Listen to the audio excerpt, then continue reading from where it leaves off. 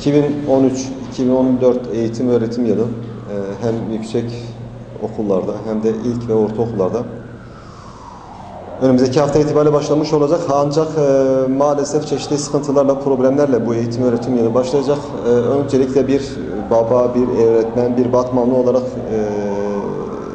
beni üzen bir manzarayı paylaşmak istiyorum.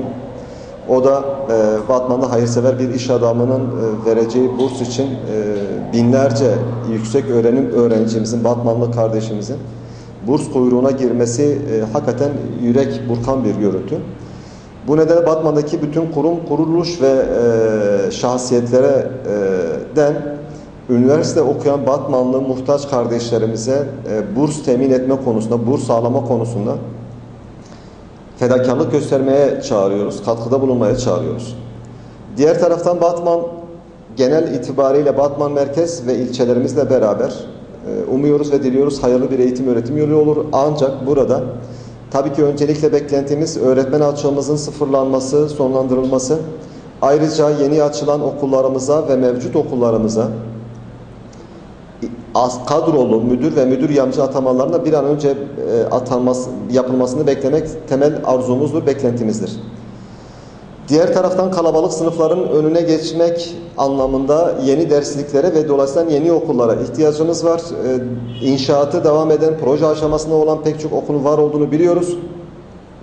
Ancak özellikle şehrin eski bölgeleri sayılan Meydan Mahallesi, Raman Mahallesi, Huzur Mahallesi, Sağlık Mahallesi gibi mahallelerimizdeki derslik sayısının bir an önce artırılması gerekir. Ayrıca geçen dönem İşkur üzerinden okullara temizlik elemanı verilme işlemi ikinci dönem itibariyle sona erdi ve geçen sene özellikle ikinci dönemde okullara çok ciddi bir temizlik sorunu yaşandı. Umuyoruz ve diliyoruz ki okullarımız açılmadan önce İşkur bütün okullarımıza temizliği sağlayacak yeterli eleman görevlendirmesi yapacaktır. Fakat bu da yetmez. Bir de bizce Batman'da yaşanan ve Türkiye'de yaşanan olaylar itibariyle söylüyorum ben. Her okulumuza mutlaka ve mutlaka bir güvenlikçi kadrosunun tahsis edilmesi gerekir. Çünkü maalesef gittikçe artan miktarda okul çevrelerine ve okul içlerinde şiddet olayları yaşanmakta ve bunun önüne bir şekilde geçmek lazım ve okul idarecinin elinin kolunun bağlı olmaması gerekir.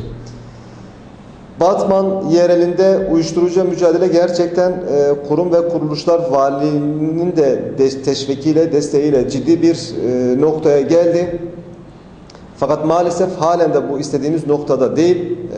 Çünkü halen daha pek çok semtimizde işte örneğin Göktaksis civarında ve diğer okullarımız, halk evlerimiz, park ve bahçelerimizde yoğun bir şekilde torbacı diye tabir ettiğimiz insanlar tarafından gençlerimize, çocuklarımıza uyuşturucu satılmakta. Bu konuda da umuyoruz ve diliyoruz ki